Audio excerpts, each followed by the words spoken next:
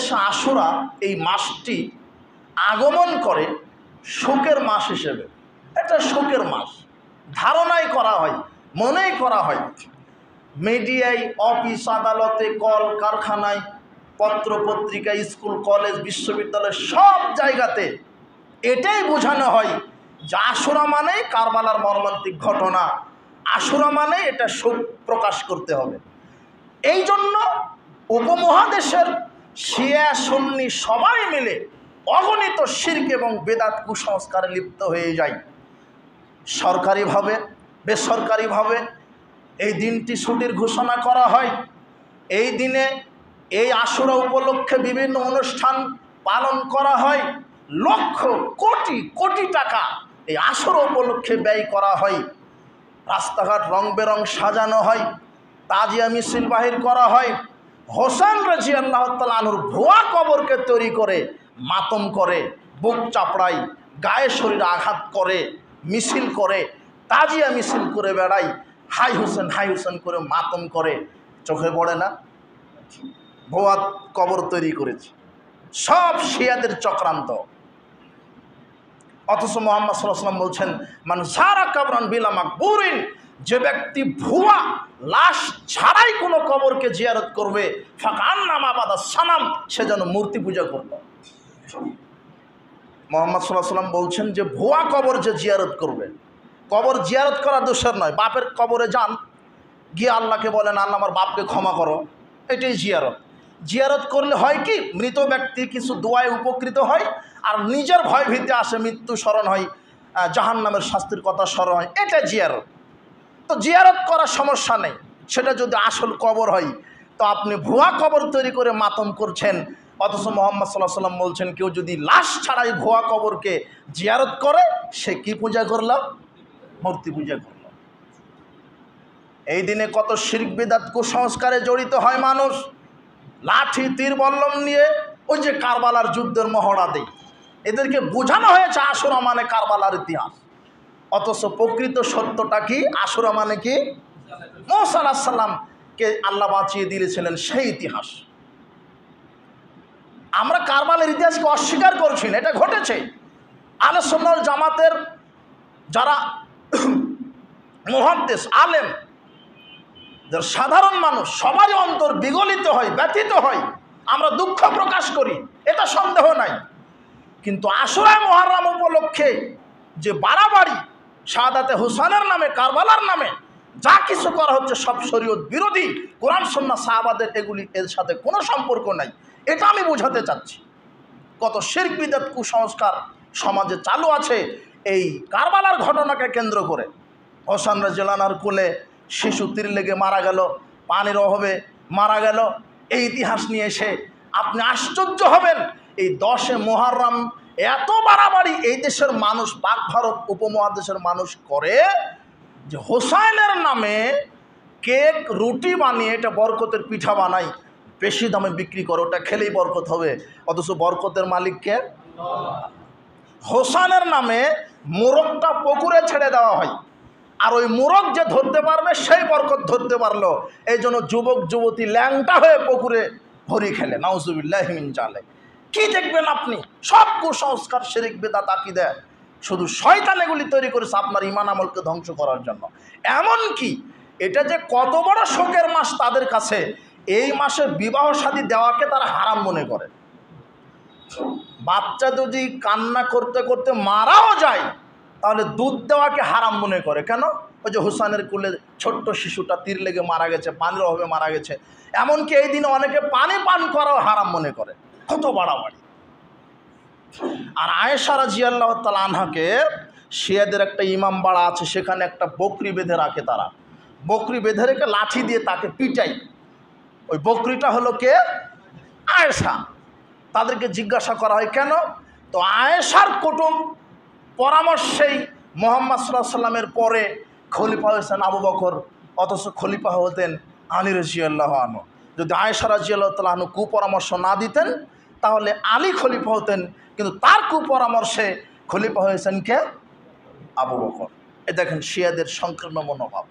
আর শিয়াদের আচরণই ইসলাম নিয়ে কটূক্তি করা, ইসলামের উপরে মিথ্যা আরোপ করা, সাহাবীদেরকে গালি দেওয়া। তাইমা ইবনে তাইমিয়া বলছেন আরাফিজাতু আগলাবুন নাস, ইসলামের উপরে যত মিথ্যা আরোপ করেছে ইহুদি খ্রিস্টান যত জাতি আছে সব জাতির চেয়ে ইসলাম নিয়ে সবচেয়ে বেশি খেলতামাশা মিথ্যারোপ ছড়িয়েছে এই রাফেজি শিয়ারা। শিয়ারা যত মিথ্যারোপ করেছে এর চাইতে বেশি মিথ্যারোপ কেউ করেনি। কেন? শিয়ারা মাত্র 5 জন সাহাবীকে বাদ দিয়ে যত সাহাবী আছে সব সাহাবীকে কাফের মনে করে। আবু বকর কাফের, উসমান কাফের, আলী, উমর ইবনুল খাত্তাব তিনি কাফের, যত আছে ফাতেমা, হাসান, হুসাইন, আলী, এই কয়েকজন ব্যতীত সব সাহাবীকে শিয়ারা কি মনে করে? কাফের। তাদের কুকুরের নাম রাখে আবু বকর। কুকুরকে দেখলে বলে ওই যে আবু বকর, নাউজুবিল্লাহি মিন যালিক। টয়লেটের ভিতরে সাহাবীদের নাম লিখে রাখে। তাদের কত সংকীর্ণ চিন্তাধারা, ইসলাম নিয়ে কত কটূক্তি, কত মিথ্যা আরোপ। তারা আয়েশা রাদিয়াল্লাহু তাআলা আনহাকে জেনাকারিনী মহিলা হিসেবে বিশ্বাস করে। ওই যে ইফকের ঘটনায় আটকা পড়ে গেল, তো বলছে ওই যে পুরুষের জেনায় লিপ্ত হয়েছে। এখান থেকে আর একটা দলিল পাওয়া যায়, যারা বলছে যে মুহাম্মদ সাল্লাল্লাহু আলাইহি ওয়াসাল্লাম গায়েব জানেন। তো কই মুহাম্মদ সাল্লাল্লাহু আলাইহি ওয়াসাল্লাম যদি গায়েব জানতেন তাহলে তখনই তো বলে দিতেন না না না না না আমি তো গায়েব জানি, আয়েশার জেনা করেনি। কিন্তু দীর্ঘ কয়েকদিন অপেক্ষা, 1 মাস অপেক্ষা করে আল্লাহ সুবহানাহু ওয়া তাআলা আয়েশা রাদিয়াল্লাহু তাআলা আনহার সতীত্বের সার্টিফিকেট দিতে গিয়ে কোরআনে কারিমের 10টা আয়াত নাজিল করে দিলেন। ইফকের ঘটনাতে আয়েশা রাদিয়াল্লাহু তাআলা আনহার গলার হাড় হারিয়ে গেল। তো রাসূল সাল্লাল্লাহু আলাইহি ওয়াসাল্লাম যদি গায়েব জানতেন তো বলে দিতেন, তো ওই যে যাও উটের পিঠের তলে পড়ে আছে, বলতে পারতেন না? তো সন্ধ্যা পর্যন্ত খোঁজাখুঁজি করা লাগলো কেন? তার মানে পৃথিবীতে কোনো মানুষ, নবী, রাসূল, ওলি যে যত বড় হোক, কারো গায়েব জানা নাই। গায়েবের চাবি কার হাতে? নবী রাসূলগণ অতটুকুন গায়েব জানে যতটুকুন কে জানিয়েছে?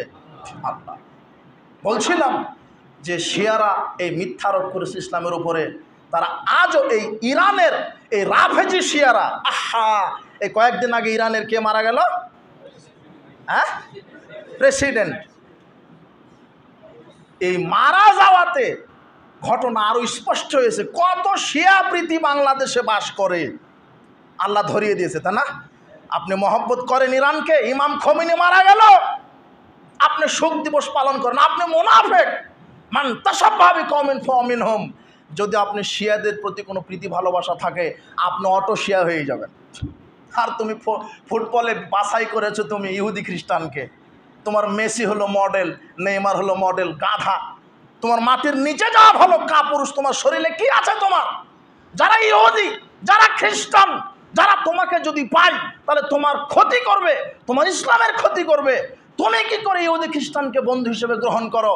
তোমার চুলটা হলো তাদের মতো, তোমার প্যান্ট পাজামা তাদের মতো, তুমি তাদেরকে মডেল হিসেবে গ্রহণ করো।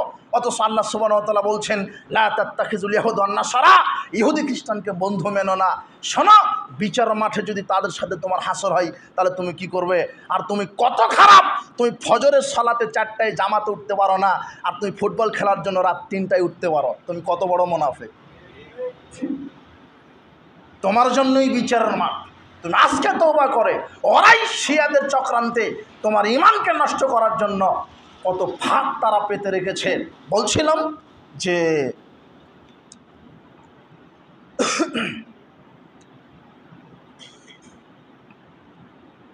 সবচাইতে ইসলামের ওপরে মিথ্যারোপ কারা করেছে? শিয়ারা। আর এটাই হলো শিয়াদের একটা চক্রান্ত। এই যে 10 মুহররমের যত শিরক বিদআত এটা শিয়া থেকে চলে এসেছে। তার ইতিহাস একটু বলবো সময়ে।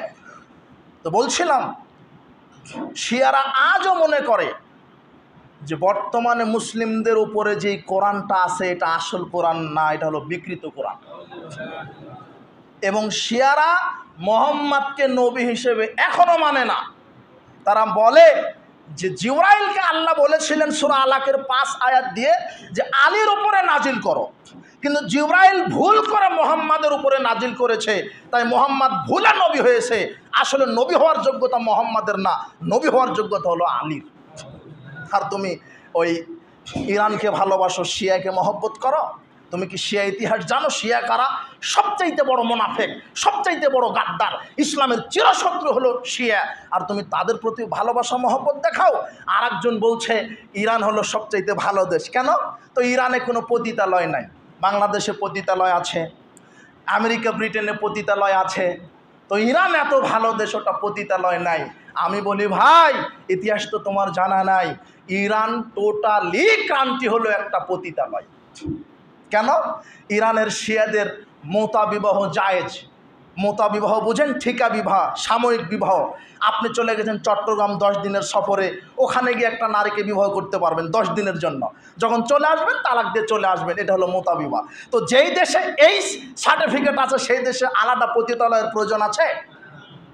বুঝতে পারোনি তুমি? টোটাল দেশটাই পতিতালয়। শিয়া প্রীতি তোমার অন্তর থেকে কবর দিতে হবে। আল্লাহ তুমি আমাদেরকে সঠিক বুঝদান করো, আল্লাহ। আর ইহুদি খ্রিস্টানকে বন্ধু হিসেবে গ্রহণ করতে পারবা না। বলছিলাম যে শিয়াদের আর একটা আকিদা কি? এরা হলো সাহাবীদেরকে গালি দেয়। রাসূল সাল্লাল্লাহু আলাইহি সাল্লাম বলছেন, লা তাসুব্বু আসহাবি, তোমরা আমার সাহাবীদেরকে গালি দিও না। ওই যে আবু বকর, ওমর, উসমানকে গালি দেয়, সব সাহাবীকে তারা কাফের মনে করে, কুকুরের নাম রাখে। আবু বকর, ওমর, টয়লেটের মধ্যে তাদের নাম, এইভাবে বিদ্বেষ পোষণ করে, তাদেরকে গালি দেয়। মুহাম্মদ সাল্লাল্লাহু আলাইহি সাল্লাম বলছেন, তোমরা আমার সাহাবীদেরকে গালি দিও না। সাহাবীদের মর্যাদা তোমরা জানো? ফালাউ আন্না আহাদুকুম আনফাকা মিসলা উহুদিন দাওয়ান। মুহাম্মদ সাল্লাল্লাহু আলাইহি সাল্লাম বলছেন, শোনো, সারা পৃথিবীর সব মানুষ তোমাদের মধ্যে কেউ যদি উহুদ পাহাড় পরিমাণ স্বর্ণ দান করে, মা বালাগা মুদ্দাওয়ালা নাসিফাহু, একজন সাহাবী যদি 1 মুদ অথবা অর্ধ সিকিসা যদি গম দান করে, তোমরা একটা উহুদ পাহাড় সমান স্বর্ণ দিয়ে সেই নাকি কামাই করতে পারবে না। তার মানে আপনার উহুদ পাহাড় সমান স্বর্ণ দান করা আর একজন সাহাবীর 1 সিকি গমের দানা দান করা, আল্লাহর কাছে এই গমের দানার দানটাই, সাহাবীদের নেকিটা আল্লাহর কাছে বেশি। সুবহানাল্লাহ। এটা সাহাবীদের মর্যাদা। আর আপনি সাহাবীদেরকে গালি দেন, তাদেরকে সমর্থন করেন, আপনার লজ্জা হওয়া উচিত। তাই তো বলি, যুবক, মাটির নিচে থাকো, মাটির উপরে থাকো না। তুমি আগাছা, তুমি মুসলিম, তোমার বাপ মুসলিম, তুমি তাদেরকে সমর্থন করো কি করে? ইহুদি খ্রিস্টানকে মহব্বত করো কি করে? আল্লাহ তোমাকে সঠিক বুঝদান করুন, আল্লাহ। বলছিলাম যে শিয়া প্রীতি ছাড়তে হবে। তাদেরই সমাজে আজকে এই অগণিত শিরক বেদাতের যেই ফাঁদ তারা পেতেছে, এটা শয়তান মাধ্যমে শিয়াদের চক্রান্ত। ইতিহাস অনেক লম্বা। খারেজিদের উত্থান হলো, ওমরকে হত্যা করা হলো, উসমানকে হত্যা করা হলো, আলীকে হত্যা করা হলো। আলীর হত্যাকাণ্ড আপনাকে বলতে চাচ্ছিলাম, যদি সময়ের অসঙ্গতি, সময় সংকীর্ণ, তবে আপনাকে একটা কথা বলি যে আশুরা সম্পর্কে যত শিরক বেদাত চালু হয়েছে সব শিয়াদেরই চক্রান্ত। কেন? ইসলামকে নিয়ে সবচেয়ে বেশি মিথ্যারোপ করেছে কারা? শিয়ারা।